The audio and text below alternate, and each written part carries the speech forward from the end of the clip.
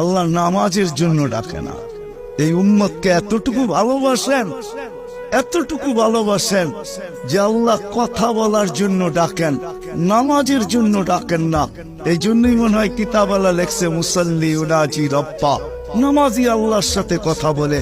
রাত্রটা যখন পার হয়ে যায়, সুবে সাদেক যখন হয়ে যায়, তো আল্লাহ চিৎকার দিয়ে মনে হয় বলতে থাকেন, রাতটা পার হয়ে গেল, তোর সাথে কথা হইল না, জলদি একটু উঠ না, একটু আয় না, তোর সাথে একটু কথা বলি না।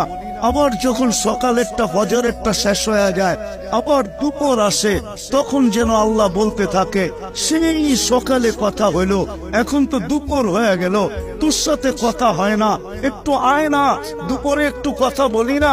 দুপুর যখন গণায় আসর বিকাল হয়, তা আল্লাহ আবার ডাকে, সেই দুপুরে কথা হইল, এখন তো বিকাল হয়ে গেল, আয় না, তোর সাথে একটু কথা